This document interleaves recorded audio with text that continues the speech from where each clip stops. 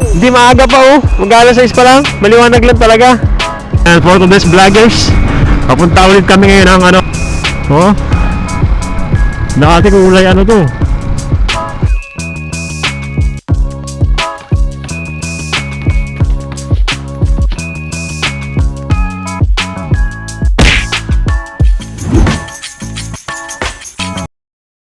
So good morning mga guys, welcome back to our videos. And for today's vloggers, papunta ulit kami ngayon ng ano, ng Batangas Lubo. Magsiswimming na naman. So balak sana namin magsambaalis ngayon. Ang problema, pangit ang weather doon ngayon. Maulan. Dito namin sa ano, weather update, maulan. At saka mahangin. So maalan ang dagat doon. Kaya ginawa namin dito kami sa ano, sa south. Ay, south ba? Tama ba? South? Oh, south. Balik kami sa Lubo, Batangas. At ayan, kasama ko si ano, si Master. Ayan, nasa likod. YTX 125. Dito na kami nung bago sa may part ng Turbina. So umalis kami dun is magana na 4:15 sa Makati. 73 pesos na yun, ano. Mabuti na lang kahapon, nakakapagpagas na ako. Nagpagas na ako ng 5 litro kahapon. So pagkagising ko kanina, diretso bakbak na, nagmamabilis. Dito na kami sa Carmel Way. Alright mga guys, absent muna tayo sa mga tips and tutorials na video. So kailangan mabalance lang natin ang ating buhay, trabaho, rides, yan. So ayun, wag puro trabaho kasi yung kabundukan natin, yung ating natures, winawasak na ng ano, ng mga minings, ng mga ano na yan. Kailangan natin sulitin yung ating lugar kasi pag naubos yan, wala na. Wala na tayong pupuntaan. Hindi na natin may enjoy. Tsaka pag tumanda na tayo, wala na. Mahirap na mag-ganito. Rides. So maganda yan, may babalikan tayo ng mga alaala. So ayun mga kasabwat, update ko na lang kayo. Enjoy na lang sa ride, let's go. So ayun mga guys, nandito na kami sa may Santo Tomas, Batangas. Nandito na tayo sa may Santo Tomas. So medyo meron pa tayong ano, aabot pa tayo ng 1 oras at kalate. Lagpas pa, mga 2 oras. Ay, 1 oras at 50 minuto Medyo malayo-layo pang ating tatahakin. Takbo namin 60-40 lang diba kasi tawirin pa ng mga tao, hindi tayo pwede magbibilis din baka tayo makadali. Wala, ang pagkahirap pagkagayon tayo makadali ng dito makabingwit tayo ng mga patawid-tawid na tao. Bigla na lang ang natawid. Saka yung mga mga sasakyan na mga motorsiklo, tricycle, bigla na lang na kanan kaliwat kanan ng walang signal. Pagkaloko masasagi nasaging may galit pa yan. Walang Diyo. So ayun mga guys, update ko na lang kay mamaya pagka ando na kami sa may magandang pangyayari. Dito ay nagpo-focus muna ako sa pagdadrive baka tayo ay masalisihan. Sige yun mga guys, babalikan ko na lang kaganda. Magandang babae. Dami rin palang magaganda din Ihalong pag nakabingwit ka dito ng Batanggen niya mapapalabang ka sa matinding handaan pagkasalan. Hindi biro din yung mga babae. Mga pamilya ay talaga naman pagka kinakasal ay talagang garbo. Uy, balik na kayo ng ano. So ayun guys, andito na kami ngayon sa Barangay Taysan. Nakalagay doon, Barangay Taysan Ayun Taysan Ano yung TMX? Wow, TMX pa-display lang, biglang natawid ang ganun. Sabi ni Google, dito tayo dadaan. Alright, may 7-Eleven dito. Sa may 7-Eleven sa may Batangas. Nasa bundok na tayo. Ito sementeryo. Sementeryo Tapos may bahay sa harap. Sementeryo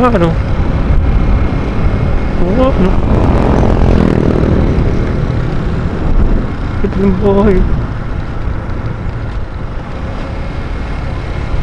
Sementeryo pala to. Ako dun pag gabi men.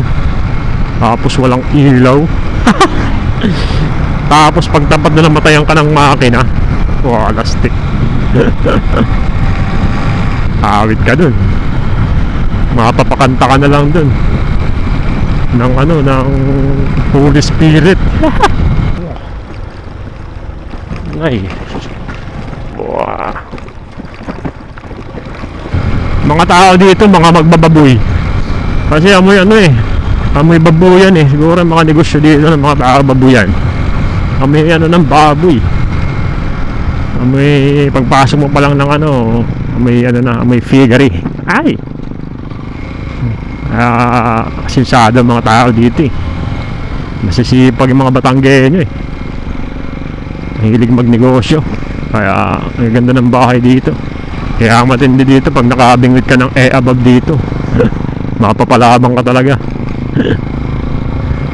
Wala may buga, wala may bitaw ka pag babae mo dito mo napulot sa Batangas. Wala may bitaw. Hindi, lalamunin ka ng buhay.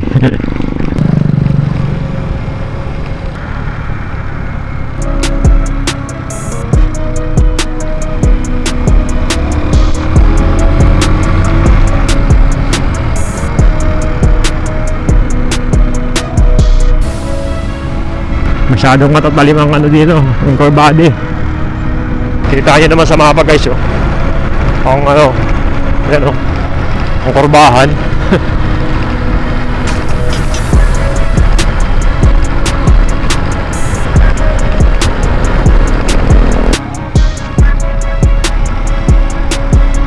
Ang ganda ng dito. Ang ganda ng view. Wow, ang ganda na ng kulay guys, kulay green na. Nakatuwa na yung kulay ng kambing.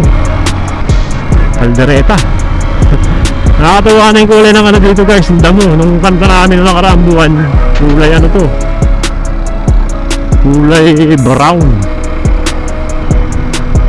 Ha? Kulay green na.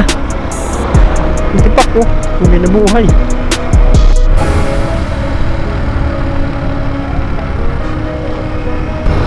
YTX.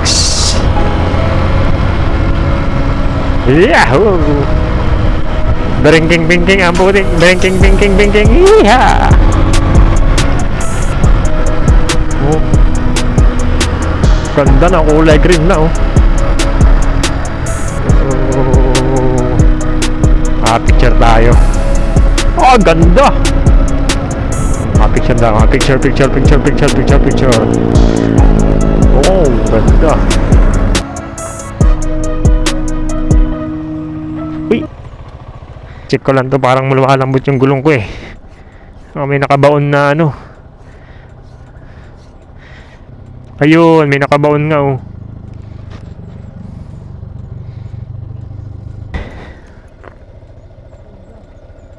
ayun. Hindi naman niya ata interior Saan na? So ayan guys, andito na kami sa dati namin tinigilan sa may arc ng Lobo. Ay, kayo muna tayo guys. Coco Butter. Ayan, dito kami muna nag-stop. Ayan yung pinicture kasi namin yung yung dati na kulay, kung napansin nyo nakaraan na kulay brown yan. Ngayon, ganda na ng kulay Ganda na ng bundok, kulay green na. Ganda Ayan yung mga motor namin Pahinga lang konti. Kasi kanina pa kami bumabiyahe. Sakit sa puwit. Kaya, update ko na lang kayo guys pag nasa dagat na kami. Bye. So ayan mga guys, biyahe na ulit kami. Ayan yung dagat Tanaw na yung dagat.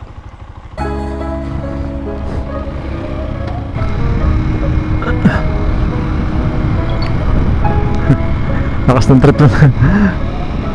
Nakabit yata yung drone.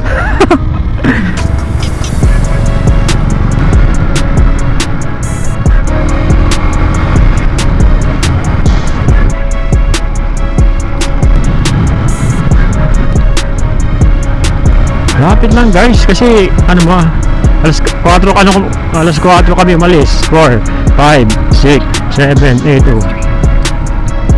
lang 4 na oras lang bibirahin. Kain muna kami guys. Uy, may dinugwa na. Dinugwa na, bagong luto. Alright. So, nakakain na kami guys. Bakbak na ulit. Malapit na kami. Ilang minuto na lang. Dami atang nililigo ah. Oh, ganda! Ang ganda ng lugar oh. Wow! Ganda!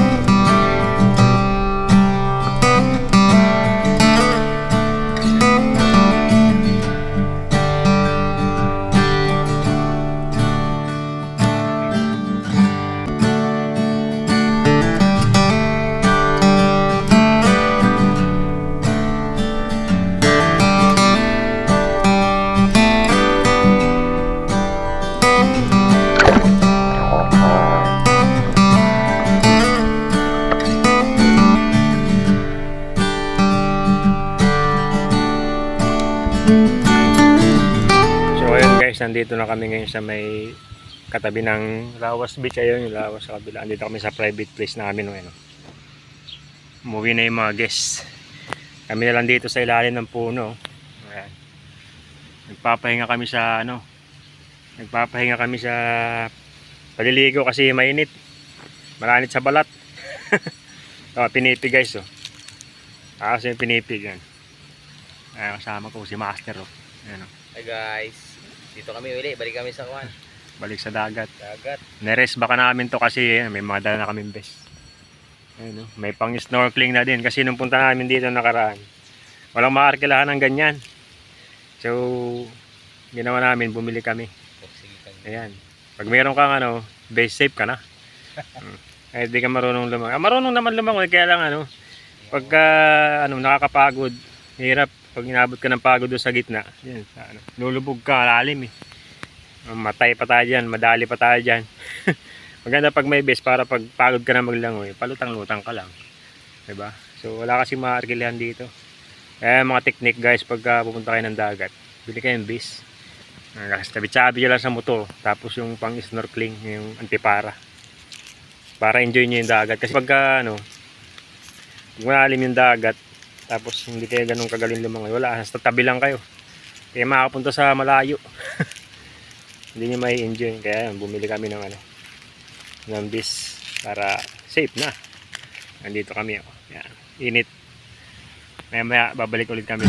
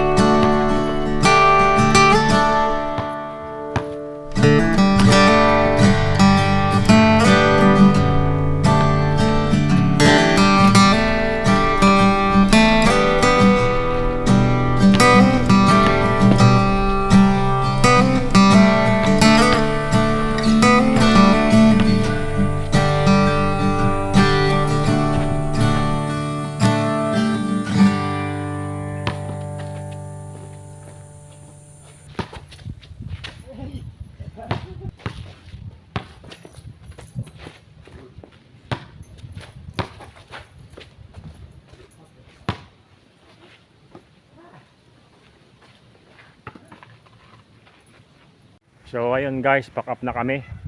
Kaya yung mga kagamitan namin, no. Alright. Kasi ano na, alas 3 na ng hapon, past 3 na. So enjoy yung ano namin, yung balik dito sa katabi ng ano, dito sa private resort. Ayan, naglaro pa kami dyan, no. Basketballan. So babalik kami dito pagka may pagkakataon ulit. Alright, so batsi na. Hindi tayo na yung mga motor namin doon. Hindi ko alam kung may hangin pa. Kasi nakataas na ano ang kanila ng stepler eh. Tingnan natin. So sipat na. Alright, dyan na lang.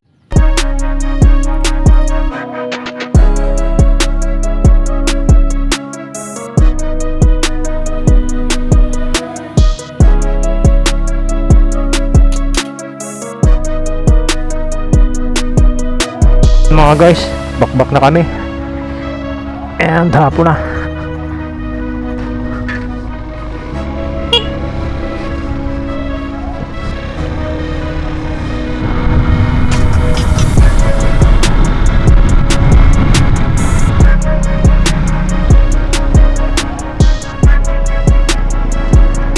Ganda ng tanawin dito guys, oh. Suabe, panalo.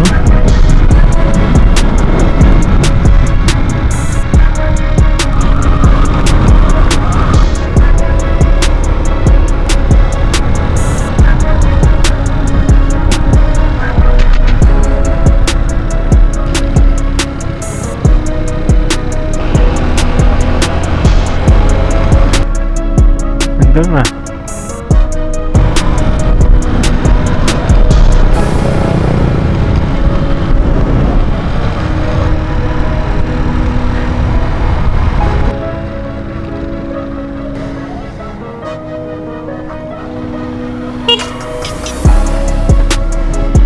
So ayun mga guys, lumayak lang kami. Gutom na eh. Gutom na. Para maliwanag na yung ano, yung paningin. Dito pa lang kami sa may Batangas.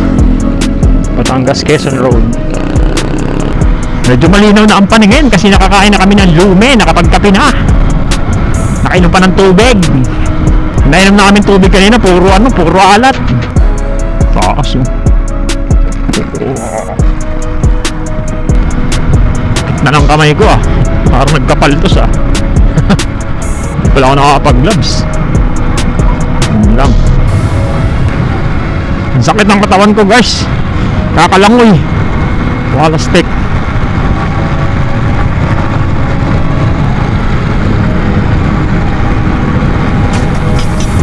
Na-enjoy kami dun sa ano. Enjoy yung pagpunta namin sa ano, dito sa Lobo Beach. Wala siyang pangalan kasi private eh.